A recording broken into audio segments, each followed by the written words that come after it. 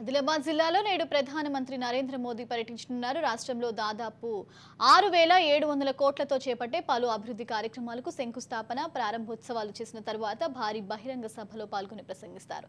దీనికోసం అధికారులు ఇప్పటికే అన్ని ఏర్పాట్లు చేశారు. ప్రధాని నరేంద్ర మోదీతో పాటు సీఎం రేవంత్ రెడ్డి రానున్న నేపథ్యంలో ఎలాంటి అవాంఛనీయ ఘటనలు జరగకుండా ఉండేందుకు పోలీసులు భారీ బందోబస్తు ఏర్పాటు చేశారు. ప్రధాని హోదాలో 41 సంవత్సరాల తరువాత ఆదిలాబాద్ పట్టణం మోడీ రావడం విశేషం. ఇక ఇదే విషయానికి సంబంధించి మరిన్ని వివరాలు మా ప్రతినిధి శ్రీనివాస్ అందిస్తారు. దక్షిణ భారతదేశానికి ముఖద్వారంగా చెప్పబడే ఆదిలాబాద్ పట్టణానికి భారత ప్రధాని నరేంద్ర మోడీ ఈ రోజు విచ్చేస్తున్నారు. ఎన్నికల షెడ్యూల్ విడుదల కాకన్నా ముందే ఎన్నికల శంఖారావాన్ని పూరించడానికి ఈ రోజు ఆదిలాబాద్ పట్టణానికి వచ్చేస్తున్నారు. ఈ ఆదిలాబాద్ పట్టణానికి నాగ్పూర్ నుంచి ఉదయం 9:20 నుండి విమానం ద్వారా నేరుగా ఆదిలాబాద్ ఏరోప్లేన్కు 10:20 వస్తారు. 10:20 నుంచి 10:30 నేరుగా సభాస్థలానికి చేరుకుంటారు. 10:30 వివిధ అభివృద్ధి పనులకు 6,695 కోట్లతో అభివృద్ధి పనులకు శంకుస్థాపన చేసి తర్వాత సభా ప్రాంగణానికి వెళ్తారు. 11 గంటల నుంచి పబ్లిక్ మీట్లో పాల్గొని 12 గంటల వరకు పబ్లిక్ మీటింగులో పాల్గొంటారు.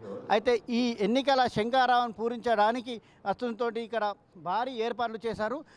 ప్రధానమంత్రి హోదాలో తెలంగాణ ప్రభుత్వం వచ్చిన తర్వాత ప్రధానమంత్రి హోదాలో ఆదిలాబాద్ విచ్చేస్తున్న సందర్భంగా ఘనంగా స్వాగతం పలకడానికి కూడా రాష్ట్ర ప్రభుత్వం పూనుకుంది.